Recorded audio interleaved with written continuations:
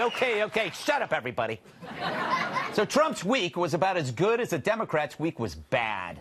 First, you have the State of the Union. Dare I say it? Pretty good. And I hate State of the Unions more than I hate children. But it was a solid positive assessment of the world. Strong economy, jobs, foreign policy.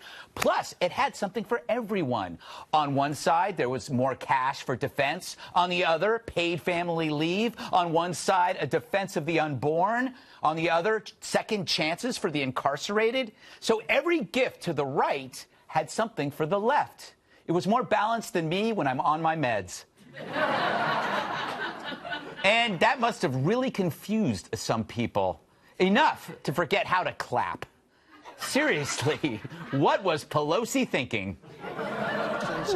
This Dr. Seuss really has something here. One fish, two fish, red fish, blue fish. Oh, and it's brilliant. Good. Oh, shoot, it's time to clap. Oh, I forgot how to clap. Somebody needs new software. The best part, Trump attacking a disease that's making a comeback among doe-eyed Dems. I wonder if he's alarmed by new calls to adopt socialism in our country. We are alarmed by the new calls to adopt socialism in our country. America was founded on liberty and independence, and not government coercion, domination, and control. We are born free, and we will stay free. Tonight, we renew our resolve that America will never be a socialist country. That stings. You know, it hurts some feelings. Like this guy. I wonder what he was thinking. Turkey salad. There's a good sandwich. Chicken salad, overrated. Why don't they make a salad that's a sandwich instead of a sandwich that's a salad? That should be in my new campaign. Salads, they can be sandwiches. So true. But there was a softer side to Trump. AIDS research, experimental drug legislation, treatments for sick kids. If he got any nicer, we'd have to revoke his Republican status. But it wasn't like the crowd was having it. Nope. For the most part, Trump couldn't crack a smile from this fighting force of dental hygienists. I know. They were wearing white as a symbol of solidarity about the women's right to vote, which I can safely say I am for, okay? For now. But every time I looked at them, I felt like I was about to get my teeth cleaned. Thankfully, I already had them cleaned. Here's tape.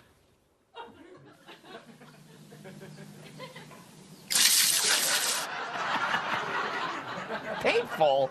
Wrong tape. Here's tape of my last dental visit.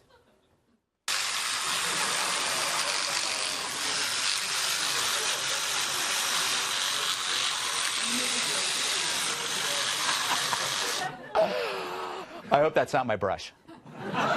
One more.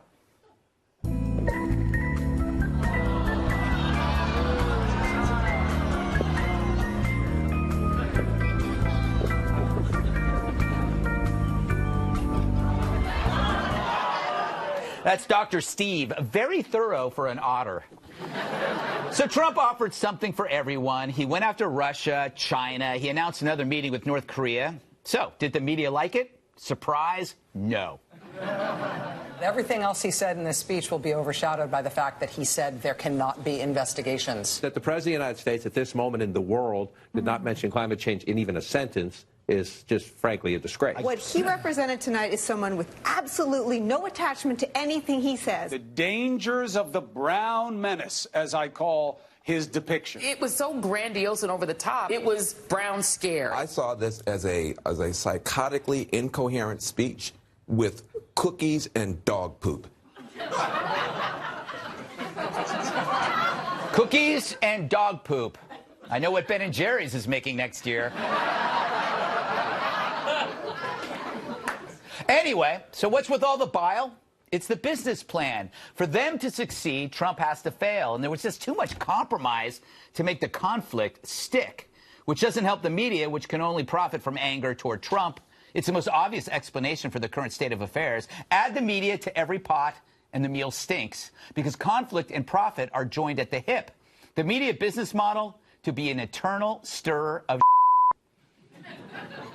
kids in the audience. They're like weird volunteer firemen who start fires so they can put them out. The media creates unrest so they can write about it later. And the angrier we feel toward our fellow Americans, the better the bottom line is for CNN and MSNBC. And then, get this, add one more problem. It's the Dems, not Trump, who are truly effing up. That's one upside for everyone having a bad week. The Dems have had it worse. Between Liz Warren and the entire Virginia Democratic Party, I'd say the only people who had it worse was anyone who ate Dana Perino's queso.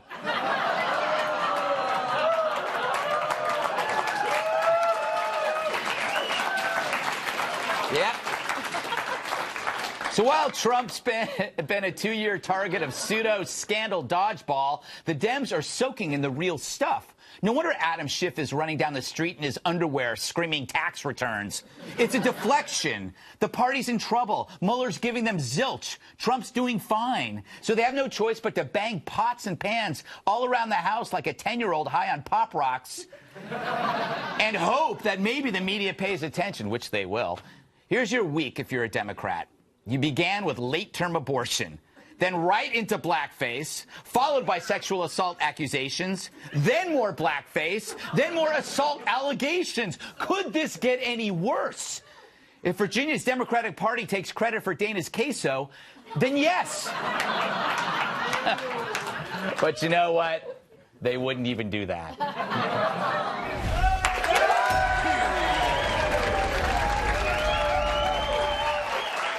Welcome tonight's guest. A hummingbird is your helicopter. All right. Apparently they didn't try the queso, Dana. The 5 co-host and anchor of the Daily Briefing, you know her, Dana Perino. Well, he's so sharp he can slice a melon with his thoughts. The great TV writer and producer Rob Long. Her favorite character in Titanic was the iceberg. Host of the Tyrus and Tim podcast, Cat Tim. And when he trips, people yell timber. Former WWE superstar, my massive sidekick and host of Un-PC on Fox Nation, Tyrus. All right. Dana, I kid you about the queso. It's provided me with so much information. I'm glad to have provided you with some material this week. You were a little light on things. Yes. So, what did you make of this week so far? So many developments. What's your take? Well, it feels like it's been 4 weeks. Right. Because the queso was actually just like 5 days ago. That's true. And so it feels like it was a lot.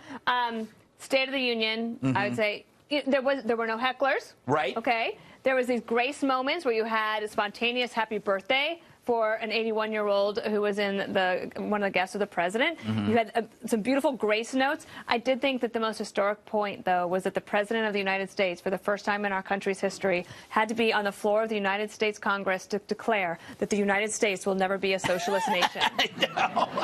And the thing about that is that he wasn't just saying, okay, I'm midway through my term and I got 2 more years left. He's like, okay, this is a choice between what I'm proposing, which is capitalism, freedom, all this good stuff, and socialism. That was a very interesting way to frame it. Yeah, it's very scary, Rob, when you think about it.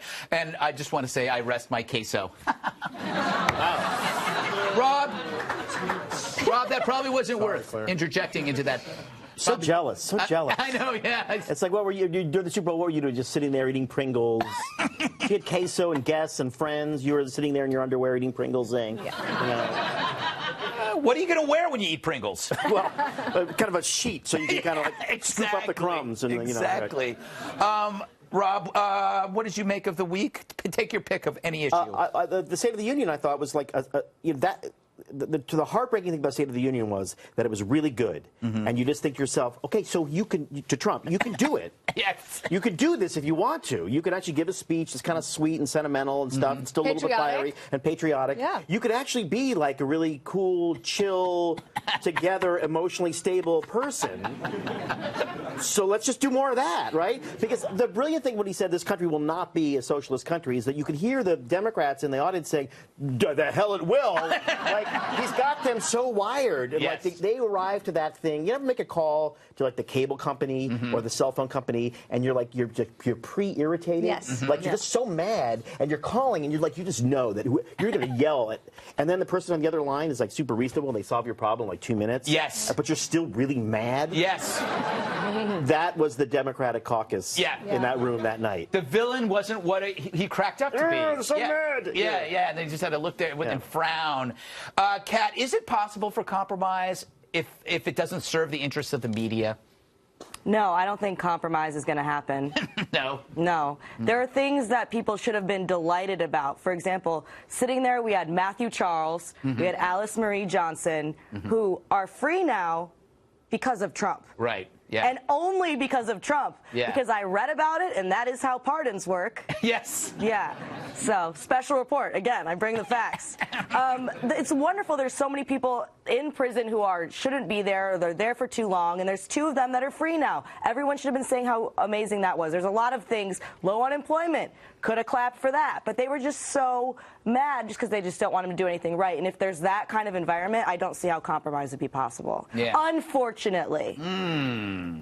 What about you, Tyrus? You know what? I enjoyed, my favorite part was when Buzz Aldrin was on there. Yes. And there was a USA chant.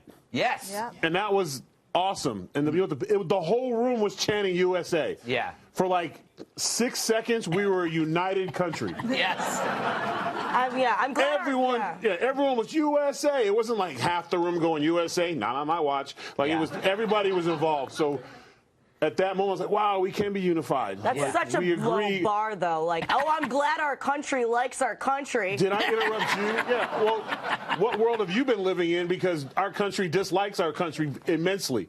So the fact that they were able to come together on, kids, how many consonants? 2 and a vowel. 3 things they could agree on. Yeah. Some letters. And we already established that those were letters. That was it. That's all we could agree on. And a happy birthday. Remember? Happy birthday to the whole And the other part, if I could get there, Greg and Kat, damn. It's so bad between the sides. This was my point before I was interrupted. The response from the Democrats was pre-recorded. Yes, it was. Which means even a response to a speech, they've already made up their mind. Right. Hell no. So they pre-recorded it so they could all go to Chili's, enjoy queso, and talk about how bad the country is. Like, that's how bad it is. So, yeah, I know it was just USA, but that was probably the last time or the first time in a long time that we've seen both sides do something unifying. It's a good point. You know, I think it was pre-written, and she didn't even watch the speech. Do you know that? She didn't watch the speech. Oh, she has to. Yeah. If you've already pre-recorded it, then you can go to the bar. Yeah, that is true. And Why did I think of that? What am I doing here? All right, coming up, a new art exhibit features an Ivanka lookalike vacuuming crumbs. And no, I just didn't throw a bunch of words together just now. That's really a thing.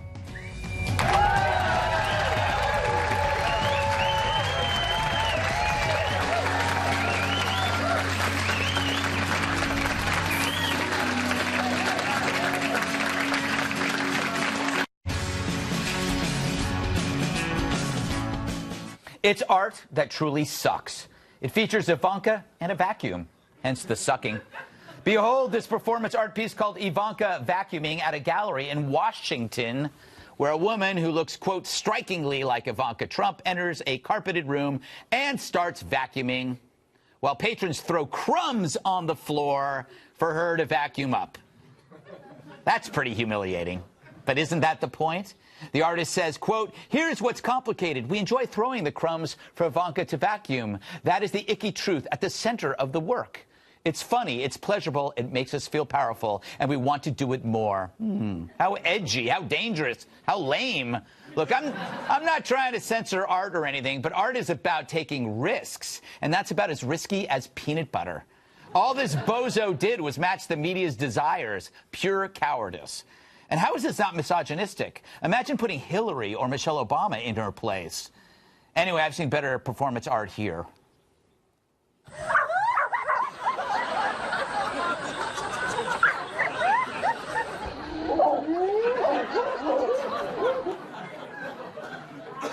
And here I thought that only happened to me.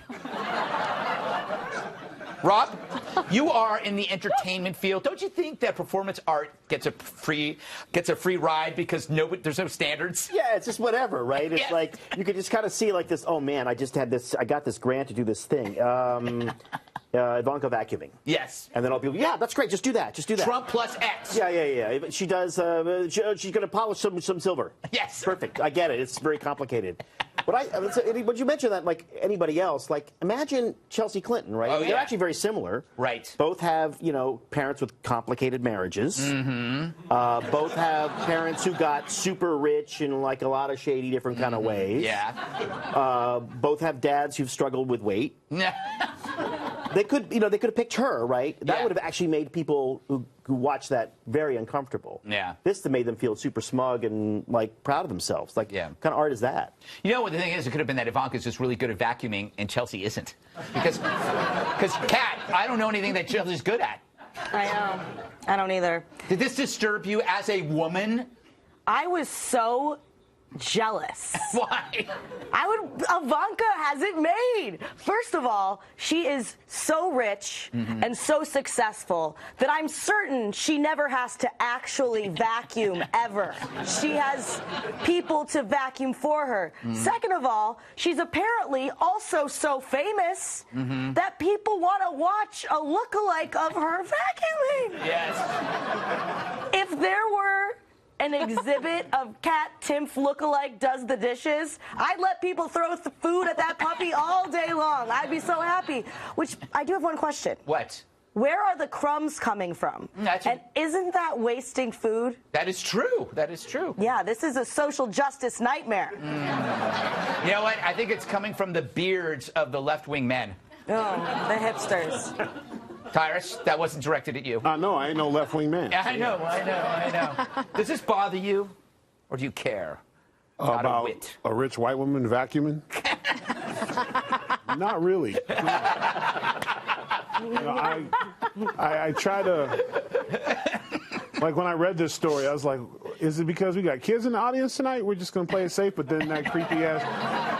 That creepy video you showed of the dog peeing. Sorry, kids. So... Guess it really doesn't matter. Look, it's funny how you word things.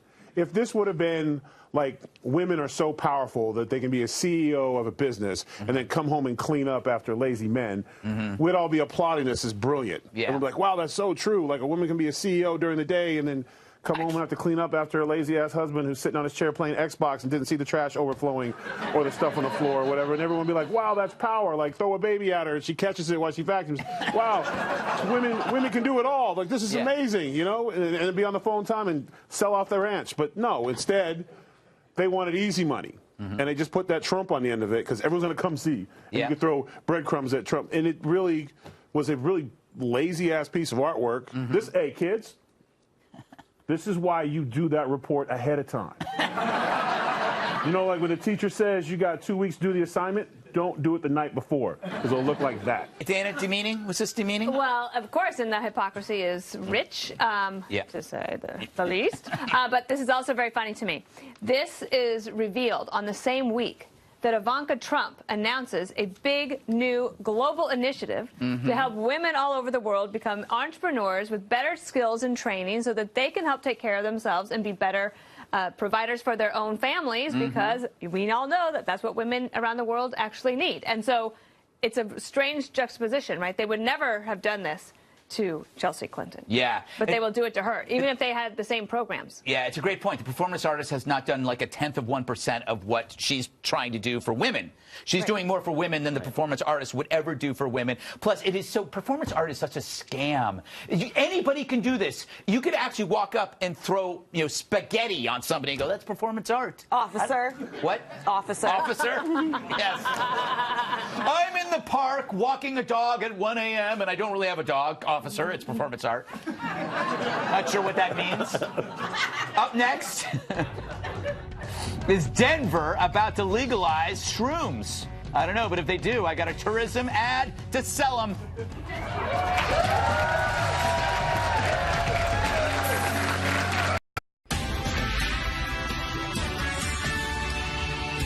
Live from America's news headquarters, I'm Todd Pyro. Virginia's top political leaders are toughing it out. Governor Ralph Northam giving his first interview Saturday since the blackface scandal erupted. Northam telling the Washington Post it has pushed him to confront the state's deep and lingering divisions over race. Governor Northam also making his first public appearance on Saturday. The governor and his wife attending the funeral of a state trooper killed in a shootout on Friday. Meantime, Virginia's embattled lieutenant governor is calling for an investigation of allegations of sexual assault lodged against him. Justin Fairfax strongly denies the charges, adding he will not resign despite having lost almost his entire base of support. The lieutenant governor did not make any public appearances on Saturday. Now, I'm Todd Pyro. Now, back to the Greg Gutfeld show. For all your headlines, log on to foxnews.com.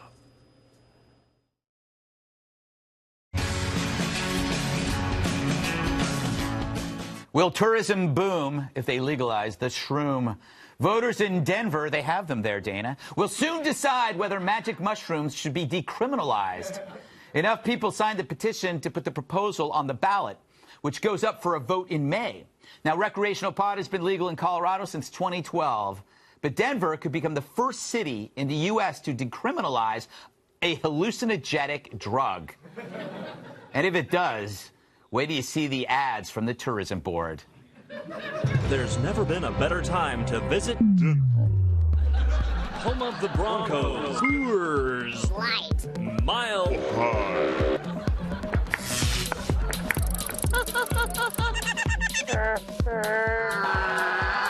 And I'm a little baby. Skiing. Avalanche. Rocky Mountain. Skiing. Denver. Take a trip. That's the best. Kat, you like me, you think that all these things have medicinal properties, and this is a good sign? No? Yeah. Yeah. Decriminalize it 1,000%. Even if it didn't have any medical value, even if it was just so people wanted to see, dragons, I think that's fine. I think that's fine too. It's not the choice that I would personally make, but in this country, it's supposed to be a free one, and we should stop locking people up for what they choose to put inside their own bodies. That's number one. Number two is, this actually does have legitimate medical purposes. The FDA actually found that it can be a breakthrough therapy for depression. You know what sucks, Greg? What? Depression. Yes, it does. I don't know why I said what. Yeah. Yes. So why are we gonna not take advantage of something like this just because it has a stigma around it? Yeah. I think that they should definitely decriminalize it, and I think everyone should decriminalize all the things except for murder. Oh, good. I'm glad you established. I do draw the line somewhere, Greg. That's right. Yeah, it's a chalk outline apparently. Yeah. Tyrus, thank you very much. They laughed. Tyrus, the problem with illegal drugs is you can't get a standard dosage, so people end up ODing. But if you legalize something, then you have a dosage that you can control. That's the way I look at it. So I'm still tripping out from the video. So it took me back some places. I agree with Kat, even with the murder thing. I'm with you. Anti-murder. I agree. Also, when you take the element of crime out. Now, many moons ago, children, in another lifetime, we'll call this guy George, okay? George was in college with some of his friends on the weekend, and one of his buddies came in from Wisconsin, weird guy, and he might have brought a bag of things that resembled what we're talking about today. Right. Shrooms or mushrooms. I think we call it shrooms in the street, correct? And they might have tried said shrooms, this George character, whoever he is, and it takes you there. And at one point, George couldn't stop laughing to the point where he thought maybe he had to go to the hospital because he was laughing at everything. But there was an old river pitcher in the middle of the living room. And to get to one side of the living room to the other, George and said friends took their shoes off and rolled their pants up so they could cross the living room and not get their feet wet. George had new Jordans he had just got from home, and there was no way in hell he was getting them wet. And after that, in a headache later, we realized, you know what? This shroom thing really isn't for George. So I get it. Now, maybe if we would have went to a Walgreens and got a proper prescription, I wouldn't have thought my house was flooded. You mean George? You mean George? George, yeah, George. Dana, This is Colorado. To ask about it's this. don't pretend. No. Colorado. What, pretend what? We know. Oh, no. Wyoming's beautiful neighbor, Colorado. Yeah. Yes. So yeah, my family all lives in Denver. Yeah. Other family and friends all around Colorado.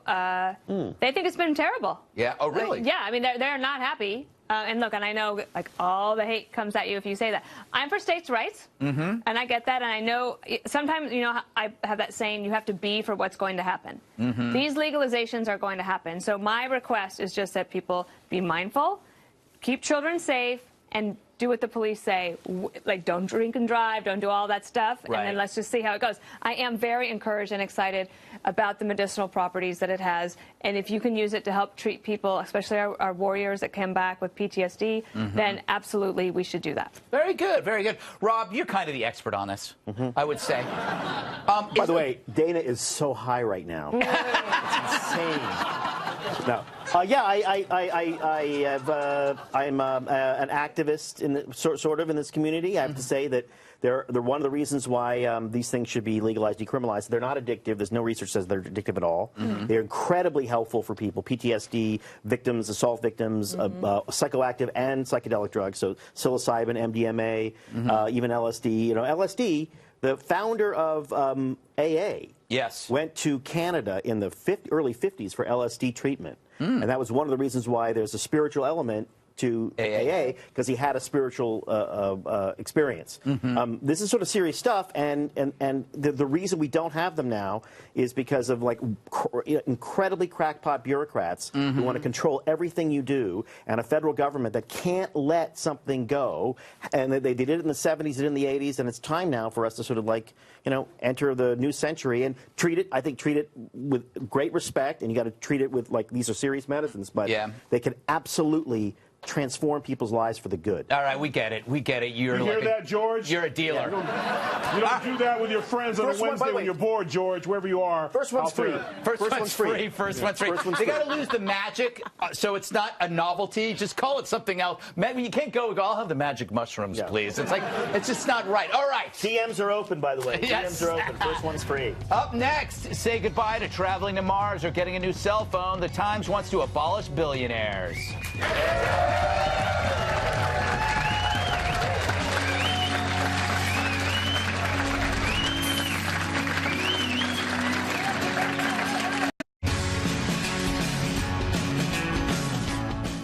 Is it suddenly unhealthy to be super wealthy? The New York Times ran this headline this week, abolish billionaires. Why? Because they're not pledging to give most of their money away. You've got 7 billion people in the world. 2,200 of them, 2,200 are billionaires. 500 of them are Americans. Why? Because our system is the best. It encourages innovation. Did someone from a socialist country invent the home computer? Your smartphone? No, socialists invent this.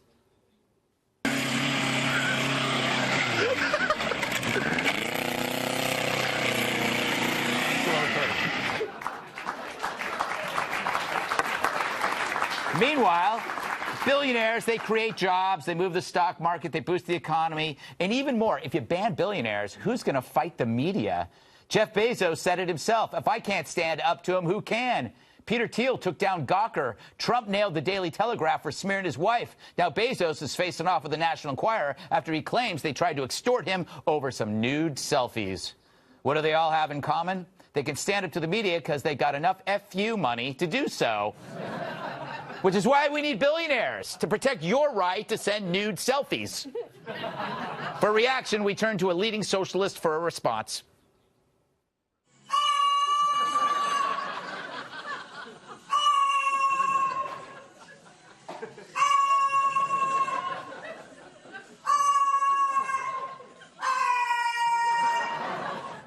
Bernie's looking younger. Hey, Tyrus, take your pick. You want to talk about Bezos or do you want to talk about banning billionaires? Gee, I don't know, kids. Bezos or billionaires? Your parents are nodding. Billionaires for 500, please. Yes. I mean, I guess if we all get a check, because where's that money going to go when you tear down the billionaires? Is it going to spread it out? Yeah. Is everyone get a check? So the people who are unwilling to work, as they say. Can't work or unwilling to work, right? I mean, I'm just a scotch short of a billionaire myself. I'm just short, I don't know, give or take a billion. So I think this is ridiculous, and where are we going with this? So if you're successful, are we back in medieval times where, you know, and then the billionaires come out and say, let them eat cake. We'll pay for it. Yeah. You know, I mean, where do we go from this? Like, is being successful now the new villain? Yes. I mean, I just don't get the purpose of the paper, because you're going to say get rid of billionaires. Then what's next? Well, millionaires are kind of smug too. You can never find enough rich Then you got to people. deal with that 1,000-aire, that guy. Yes. Then there's that 100-aire, that arrogant guy with his head in the clouds. F him. Yes. Rob, Tyrus is right. We used to admire the American dream. Now we see it as something negative. It's even weirder from the New York Times. I mean, the New York Times was bailed out a few years ago. By a billionaire. By a Mexican billionaire named Carlos Slim. Right. Who bailed them out. He invested a lot of money in them, and he let them expand. New York Times, by the way, is doing really, really well. But it had an influx of capital from Carlos Slim, a billionaire. You could just hear the New York Times people getting the call from Carlos Slim saying, oh, no, we didn't mean you. We like your billion. We like a certain kind of billionaire. Yeah, we like that billion. We don't like Tom other Steyer. billions. Yeah, exactly. So, look, the point about it's like economics 101. Just because someone has $1 billion doesn't mean they took it from somebody. They didn't take it from you. Yeah. They actually created something that expanded the pie. I mean, the Dow closed at what, 25,000 today at some point like that this week? That's about a 100,000x return since 1903. I mean, the economy gets bigger with people as they get richer. It's not a zero sum. And I feel like we have to keep saying that over and over again in this country, which is worrisome. That's the thing, Dana, that this argument sells because people don't read about the past. It's as old as time itself. That is true. 4,000 years. I call it SBO, selective billionaire outrage. Right. Because as you mentioned, Tom Steyer, that's a good, if you're a liberal, then that's a good billionaire for you to have, because he will help pay for your campaign to impeach President Trump. Right. If it's the other thing is the National Enquirer. I heard they might be running an op-ed next week to ban all billionaires as well. I think they want like this business model is not working out for us anymore. Yeah. Kat, final thoughts on this? You're a libertarian, Yes. I believe. I'm pro-billionaires. Yes. People who want to ban billionaires want to do so for the exact same reason that I want to ban women who can grow long, thick, beautiful hair. Oh, come on! Out of their own head. Then what would you do when they cut it? What do you mean? Isn't their hair in your hair now? Because of capitalism. Because of capitalism, we live in a country where we can have billionaires, and we can also buy and sell hair with each other, so I can have that hair strapped into my head. Now, do you keep in touch with the person who gave you the hair? No, this is all from a stranger. Yes. This is all from a stranger. I don't really know who it is, but I'm really grateful because people on Twitter are always like, Kat, your hair's so beautiful, and I'm like, gotcha. You know? But capitalism is a wonderful system, and I can only think of one problem with it. What? No matter how much money you make, you can never buy a pterodactyl. Wow. Because they're extinct, kids. They are extinct. All right, up next, are the speech police coming after your Valentine's Day card? Maybe or maybe not. I haven't decided.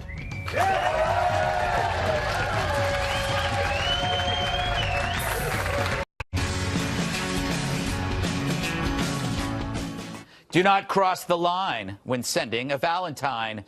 That cheesy Hallmark card may get college kids in trouble. A free speech watchdog group is noting the sexual harassment policy at the University of New Orleans. The very broadly worded harassment policy includes, quote, sending suggestive or obscene letters, notes, or invitations. Technically, that could mean a cheesy store-bought Valentine card. Now, are you going to get kicked out of school for sending someone a card? No. But if you're doing a bunch of other weird things, the school could add that love note to your pile of offenses. So choose wisely. In other words, don't send overly suggestive cards like these ones. These are not good. I just want to tell you. All right?